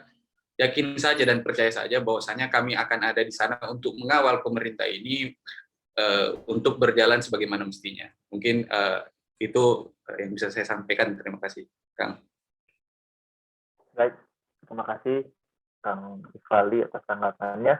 Ini sebelum saya kasih ke Kang Arfi karena ada belum mau bertanya, apakah ada tambahan dulu terkait dengan pertanyaan sebelumnya? Mungkin dari Kang Jundi atau Kang Anas, apakah ada yang mau menambahkan? Kalau tidak ada, mungkin saya langsung memberi kesempatan kepada Kang Arfi untuk bertanya. Mangga, Kang? Ya, terima kasih Pak Moderator. Izin perkenalkan, nama saya Arki. Di sini saya sedikit melihat dari sudut pandang lain terkait penundaan ini gitu. Salah satunya ada hal yang unik gitu, negara kita ini berbicara atau politiknya itu bicara bahwasanya berdasarkan data, big data dan lain hal. Tapi saya nggak tahu rujukannya seperti apa. Apakah secara Google Trend atau kayak gimana? Secara Google Trend pun kalau kita lihat secara by data ya, orang yang membicarakan ini nggak ada juga gitu kan. Malahan bisa terlihat secara grafik baru bulan-bulan beberapa 2 bulan ini ketika dilemparkan dari para politisi. Nah, yang ingin saya tanyakan mungkin kepada para narasumber, ini kan dilemparkan oleh politisi ya. Nah, kalau seuzonnya saya gitu, dilemparkan oleh politisi ini hanya untuk meningkatkan elektabilitas. Dilihat yang melemparkannya ini kan bukan orang yang main-main ya, dalam artian bukan seorang Arki yang warga biasa bicara terkait kepentingan penundaan pemilu gitu kan, yang berimplikasi ke banyak hal, tapi kayak semacam ketua umum partai, orang yang menjabat hari ini, pejabat publik lah bisa dibilang seperti itu, lalu mewacanakan hal-hal yang dirasa tidak di nalar kita mungkin belum sampai. Nah, tujuannya saya tadi terkait meningkatkan elektabilitas biar ketika di searching namanya muncul gitu kan. Nah, ini saya ingin apakah kita juga menjadi pusaran orang untuk menaikkan elektabilitas, pada akhirnya muncul nama-nama yang kita perbincangkan yang bisa dibilang ini bagian dari kepentingan mereka untuk menjadi calon presiden dan yang lain hal. Hingga akhirnya ini bagian dari cara supaya milenial ternyata misalnya dari partai yang hijau ini dia mau nyalon ya, hingga akhirnya milenial tahu apakah ini bagian dari pendekatan terhadap milenial yang hari ini pasif, yang ketika ngomongin adalah presiden mahasiswa, ketua BEM dan yang lain, padahal di tingkat milenial itu nggak jarang gitu kan. Lalu dilemparkan isu kembali terkait yang ramainya di medsos. Hingga akhirnya medsos jadi ramai dengan isu tersebut yang bisa dilihat buzzernya muncul, lalu milenial juga melihat. Nah, saya melihat dari perspektif lain ini adalah bagian cara pendekatannya itu lebih ke untuk meningkatkan elektabilitas hingga akhirnya bisa masuk di ranah milenial dan kita menjadi perbincangan tokoh by tokoh. Karena kalau ngomongin tentang perubahan ini kan sangat dimungkinkan mau diamandemen. Cuman kan logikanya apakah kita yakin dengan cara mengamandemen hanya untuk kepentingan sesaat? Mungkin itu aja. Saya minta tanggapan kepada narasumber mungkin yang ingin menanggapi terkait ini adalah pola pendekatan saya terhadap milenial yang pasti. Baik, terima kasih Kang Arti. Pendekatannya lumayan segar ya, lumayan menarik seperti itu pendekatannya. Bangga, untuk tanggapannya mungkin saya berikan dulu ke Kang Jundi. Ya, baik, makasih tadi pertanyaannya Kang Arci ya. Tapi yang menarik tadi kan kalau dibilang ini upaya untuk meningkatkan elektabilitas, ya coba yang 3 orang ngomong, ketua Golkar, ketua PAN, ketua PKB, elektabilitasnya berapa? Ternyata ketua Golkar datang juga ke Surya Paloh kan, nggak naik-naik gitu. Ya untuk popularitas mungkin, tapi ternyata untuk elektabilitas enggak ya. Nah, terus kemudian memang ini ya ada niatan lah begitu. Kalau ini diucapkan, kemudian memang ini ada niatan. Dan tentunya niatan ini kalau dalam politik ya direncanakan. Yang menarik juga adalah bahwa respon presiden sendiri berubah begitu ya. Respon presiden berubah. Memang direspon adalah 3 periodenya, tapi nah ini jadi menarik. Apakah kemudian orang fokus pada 3 periode atau fokus pada perpanjangan? Ini kan sekarang ya presiden tolak 3 periode, tapi untuk perpanjangan nggak merespon. Pun Prof Mahfud kemudian di media berstatement bahwa nggak ada yang tegas kok menolak perpanjangan ini begitu. Nah ini yang menurut saya anak muda yang harus tegas menolak. Saya sangat mengapresiasi kemarin ada teman-teman yang aksi ke Jakarta untuk menyuarakan penolakan perpanjangan, dan menurut saya itu memang ya itulah gerakan moral nilai yang harus dijaga mahasiswa begitu, dan sudah tidak zaman sebetulnya ya. Kalau zaman kolaborasi maka yang turun itu yang harus dikurangi adalah gengsi.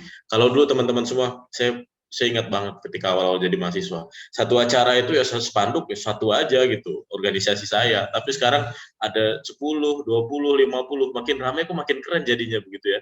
Nah ini zaman kolaborasi ini yang harus kita kita tingkatkan, dan gengsi itu yang harus kita turunkan, ego sektoral itu khusus pemuda harus bergabung. Forum-forum semacam ini menurut saya sebuah forum yang positif untuk sharing wacana dan segala macam.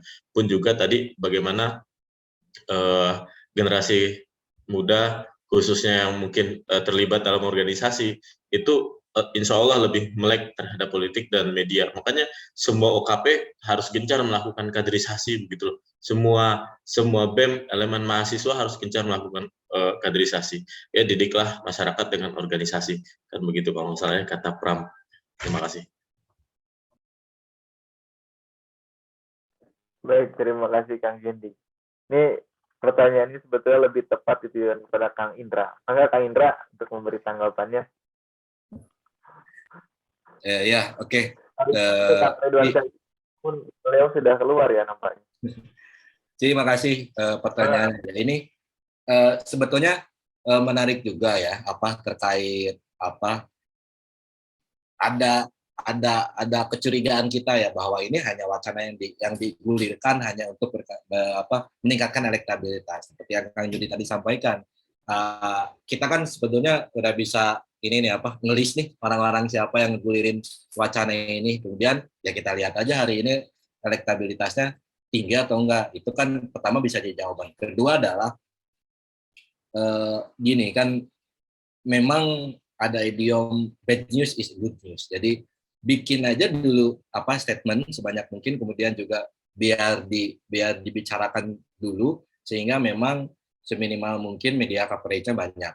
atau media exposure-nya banyak. Ini juga bisa menjadi kalau kita sujon ya memang ya udah itu mah hanya untuk menaikkan elektabilitas. Tapi kita lihat juga untuk elektabilitas.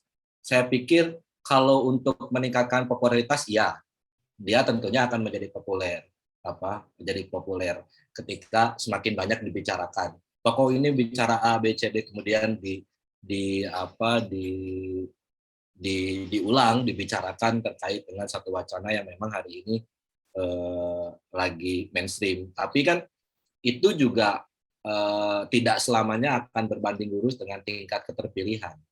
Saya pikir masyarakat Indonesia hari ini sudah pintar untuk memilih seorang pemimpin yang nantinya akan jadi memimpin dia ke depan dibanding hanya dengan orang-orang yang hanya berkaitan dengan hanya menyampaikan wacana-wacana. Kemudian juga berbicara hari ini dengan tingkat popularitas atau elektabilitas di media sosial terkait wacana penundaan pemilu ini kan sebetulnya ada dua kanal kalau saya nggak salah itu yang sudah melakukan social network analysis terkait dengan isu penundaan pemilu atau perpanjangan masa jabatan presiden. Itu ada Lem 45, ada Drone Emprit-nya punya Ismail Fahmi. Nah, ketika ada klaim 110 juta pengguna media sosial yang hari ini mendukung penundaan pemilu, ini tentunya harus dibuktikan dengan metodologi yang memang bisa dipertanggungjawabkan. Nggak bisa hanya mencatut atau mengklaim bahwa sekian juta masyarakat hari ini di media sosial sepakat dengan penundaan pemilu. Nyatanya, social network yang analisis yang dilakukan oleh Lem 45 dan Drone Emprit, kita tahu kan Twitter ini tuh jadi ini ya kanal yang dalam tanda kutip lebih aktif untuk membicarakan isu-isu politik. Kita tahu bahwa netizen Twitter, dan kita sepakat bahwa netizen Twitter itu netizen paling jahat dan paling aktif untuk permasalahan politik. Jadi saya pikir hasil dari analisis social network analisis yang dikeluarkan oleh Lem 45 dan Drone Emprit sebetulnya sudah bisa menjelaskan hari ini terkait dengan pilihan publik terkait penundaan pemilu. Hanya ada 10.000 mention, 10.000 tweet yang berkaitan dengan penundaan pemilu. Dan hampir semuanya itu kontra atau tidak sepakat dengan penundaan pemilu. Katakanlah hari ini kalau 110 juta klaim yang disampaikan itu berkaitan dengan seluruh media sosial yang hari ini ada seperti Facebook, Instagram, kemudian Twitter, Telegram, TikTok, dan lain-lain, saya pikir itu perlu ada penelitian lebih lanjut dengan metodologi yang tentunya juga bisa dipertanggungjawabkan. Karena apa? Seperti kita tahu kan media sosial ini kadang-kadang satu orang bisa pegang beberapa akun. Disebut buzzer tadi ya. Kita bisa aja 110 juta itu satu klik ngepost 110 juta akun untuk sepakat, tapi kan enggak itu juga, nantinya bisa di tracking bahwa dari mana ini asalnya. Jadi saya pikir kalau tadi yang Arci katakan bahwa terkait wacana penundaan pemilu ini disampaikan oleh tokoh-tokoh yang dalam tanda kutip ingin meningkatkan elektabilitas, bisa iya, bisa tidak. Kalau niatnya mungkinnya itu hanya tokoh dan Tuhan yang tahu. Kalau niatnya mungkin untuk meningkatkan elektabilitas, tapi kalau secara metode penelitian atau riset ya kan buktinya tidak juga. Tadi disampaikan juga oleh Kang Judi dan kita tahu sendiri juga bahwa hasil survei katakanlah dengan metode yang sudah pasti yang bisa dipertanggungjawabkan, tokoh-tokoh yang hari ini mewacanakan isu tersebut nyatanya elektabilitasnya nggak tinggi-tinggi amat juga. Kalau popularitasnya tinggi dan coverage medianya akan tinggi, ya, tentunya itu juga tentunya akan berpengaruh. Tapi kalau popularitas itu akan berkorelasi dengan elektabilitas, tentunya harus ada survei lanjutan terkait dengan apakah pasca adanya wacana penundaan pemilu ini elektabilitas tokoh-tokoh ini meningkat atau malah menurun. Mungkin nanti kita doakan aja IPRC akan melakukan survei lanjutan terkait dengan elektabilitas pasca adanya isu penundaan pemilu. Itu mungkin Ki kalau pandangan saya. Baik, terima kasih Kang Indra. Mungkin ada tanggapan lain? Mungkin dari Kang Andrea? Ada tanggapan Kang?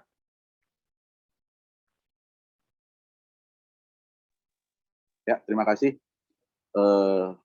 Bagus sekali ya pertanyaan Bung Arci ya. Memang dia sosok yang kritis di Jawa Barat. Jadi memang saya melihat kondisi di dalam ruang publik itu pasti ada kampanye terselubung itu. Jadi hal itu bisa terjadi. Cuman yang saya khawatirkan itu ketika reaksi sosial.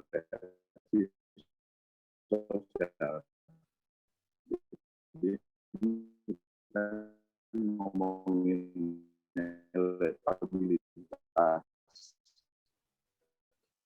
Jadi ketika memang terjadi dengan alasan kontraproduktif dari kalangan masyarakat dan itu bisa berupa skeptis, antipati dan pragmatisme dari masyarakat itu meningkat seperti itu. Jadi mungkin saya lebih khawatir seperti itu. Jadi sehingga menurunkan elektabilitas dari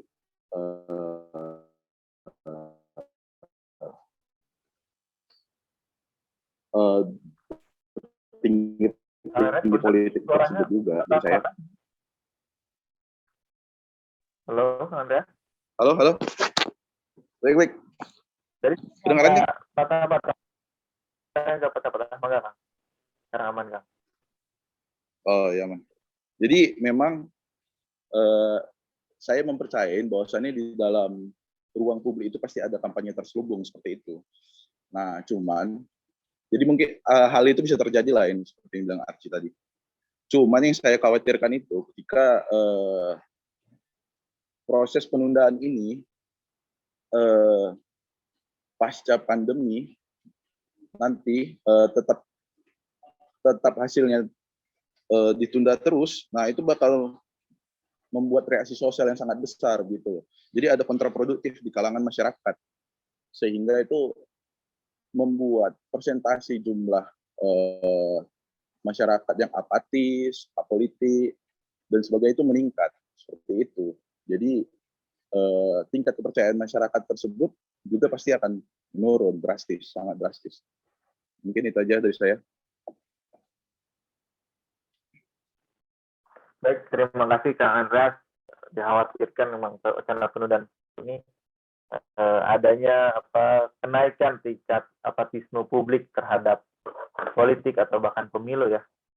Baik, mungkin ada lagi yang mau menambahkan dari Kang Albi mungkin, Kang Rivaldi.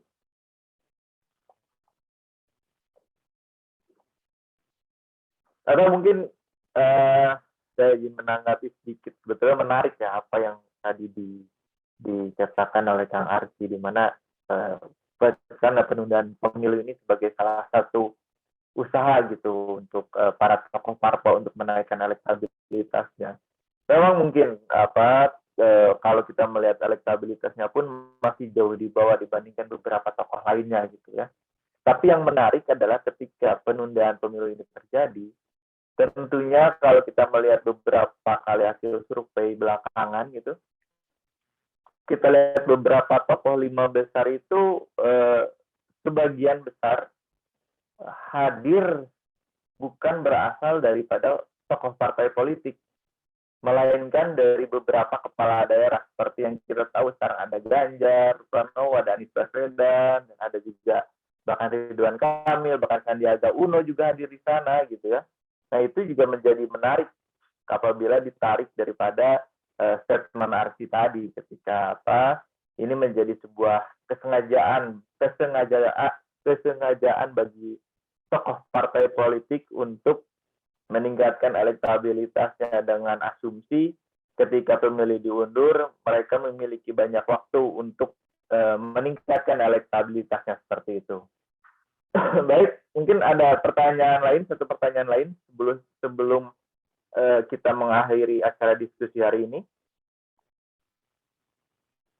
Ada?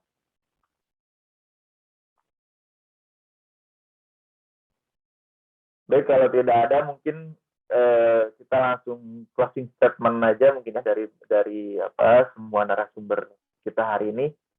Kita mulai dari Kang Albi. Enggak Kang Albi untuk menyampaikan closing statement-nya sebelum saya menutup acara diskusi hari ini. Kang Albi masih bergabung? Atau mungkin ke Kang Rivaldi mungkin? Enggak Kang untuk menyampaikan closing statement. Terima kasih Kang.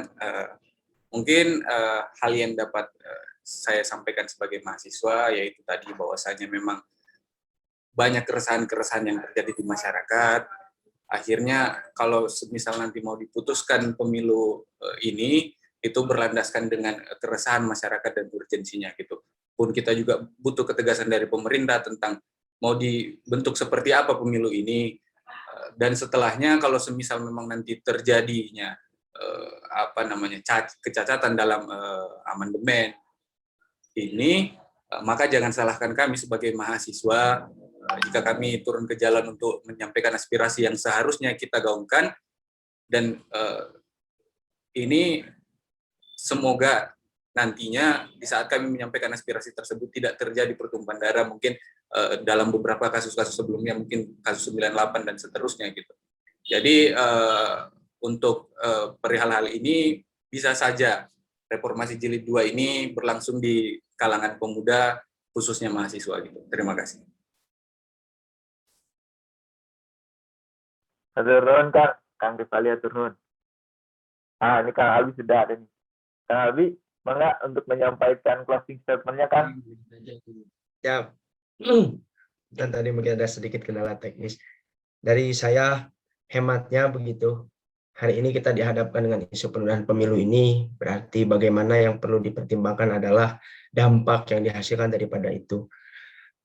Peran kita hari ini adalah mengawal secara tuntas bagaimana isu ini terus bergulir, dan pengawalan kita sebagai social and political control memang dimainkan secara langsung di lapangan begitu.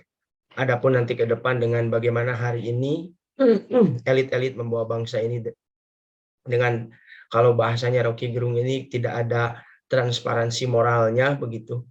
Nah, ini perlu kita pertimbangkan lebih jauh lagi dengan pengkajian-pengkajian di tiap kampusnya hari ini untuk bisa memberikan dampak yang lebih nyata. Mungkin dengan ini juga BEM Unikom dan juga saya sebagai presiden mahasiswanya menyatakan bahwa menolak penundaan pemilu 2024. Terima kasih.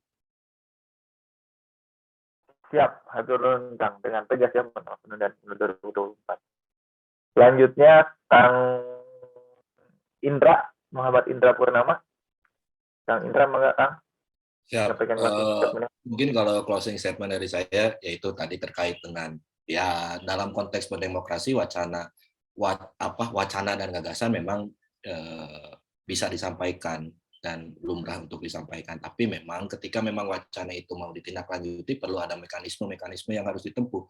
Dan tentunya mekanisme-mekanisme yang harus ditempuh itu adalah salah satunya adalah melihat bagaimana hari ini penerimaan masyarakat berkaitan dengan wacana yang hari ini digulirkan. Jadi nggak bisa hari ini klaim A, B, C, D, sedangkan di publik sendiri terkait dengan wacana itu tidak sepakat. Sehingga wacana yang hari ini memang digulirkan bisa terlegitimasi penuh.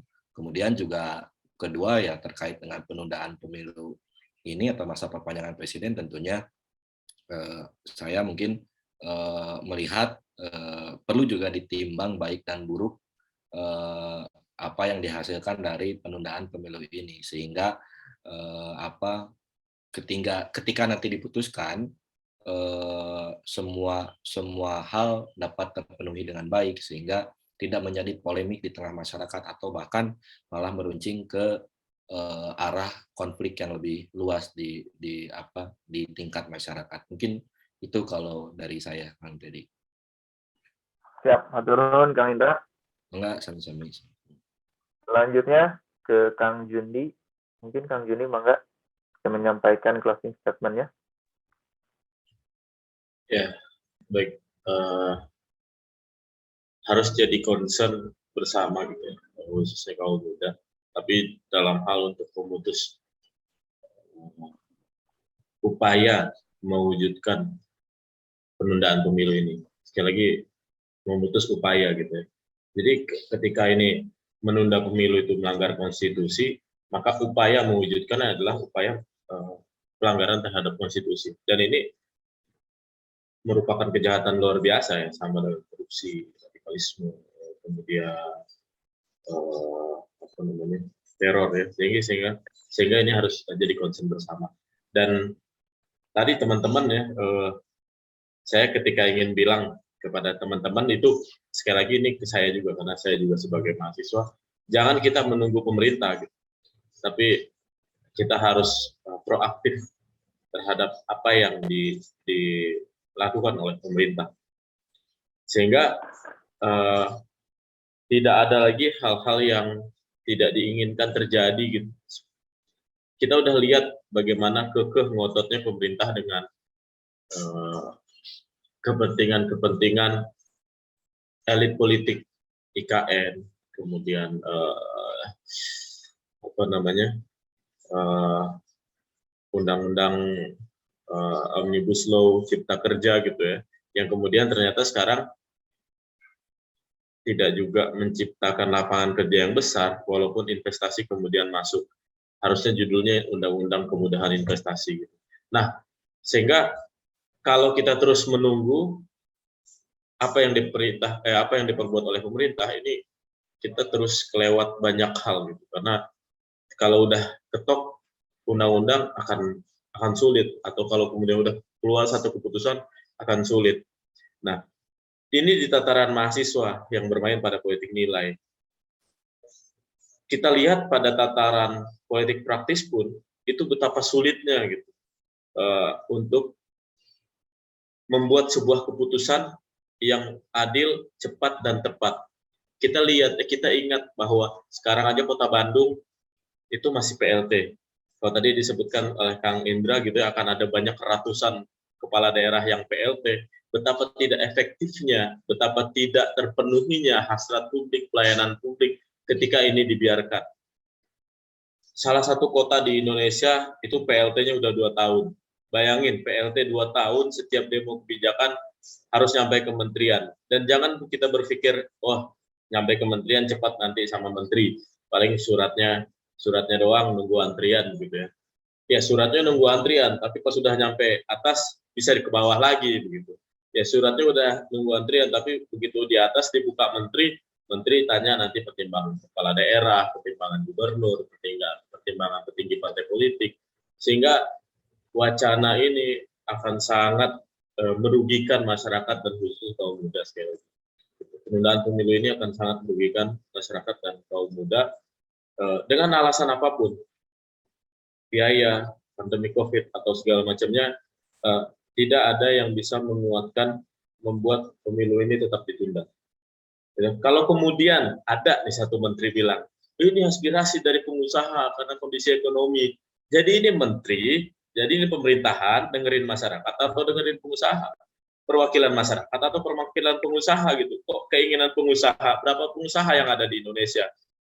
Entrepreneur kita di bawah 2%, ya pengusaha mungkin di bawah itu lagi begitu. Yang kecil ini justru menggebu-gebu untuk diwujudkan. Tapi bagaimana dengan masyarakat yang kemudian akan terhambat pelayanan publiknya ketika penundaan pemilu ini tidak dibarengi dengan legitimasi dan kemudian berdampak pada banyak sisi dalam pelayanan publik. Mungkin itu. Terima kasih. Baik, terima kasih Kang Jundi. Untuk yang selanjutnya mungkin Kang Andreas. Mengapa Kang Andreas menyampaikan closing statement-nya? Ya, terima kasih. Kedengaran nggak? Ya. Jadi kita sama-sama tahu bahwasannya konstitusi kita itu merupakan sebuah produk politik. Artinya ada kompromi politik di dalam itu. Cuman yang harus kita tahu juga bahwasanya kita setiap warga negara Indonesia memiliki hak konstitusi. Nah, artinya kita sebagai teman-teman pemuda yang memiliki peran sebagai iron stop, agent of change, guardian of value, dan social control harus mengambil peran di dalam tadi sebagai proaktif untuk mengawal kondisi yang dapat melanggar cita-cita dari para leluhur kita, seperti itu yang sudah dicita-citakan untuk menjadi Indonesia yang lebih baik ke depan. Terima kasih. Terima kasih Kang Andreas. Mungkin terakhir dari Kang Fahmi, mungkin ada closing statement dari Kang Fahmi mungkin, Kang? Saya lanjut, Dek. Sudah, Dek. Baik, Kang. Baik, kalau tidak ada, mungkin saya akhiri saja diskusi hari ini. Semoga bermanfaat untuk kita semua sebagai salah satu upaya dalam menggali gagasan-gagasan daripada pemuda-pemuda yang berada di Jawa Barat khususnya dan umumnya berada di Indonesia. Baik, terima kasih. Mohon maaf apabila ada salah-salah kata. Sekian dari saya. Wassalamualaikum warahmatullahi wabarakatuh. Waalaikumsalam. Baik, secara ditutup, teman-teman boleh menyalakan kamera sebentar untuk kita melakukan dokumentasi.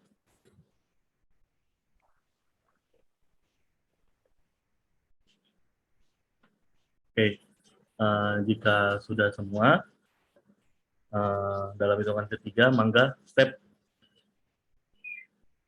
1, 2, 3. Sudah step?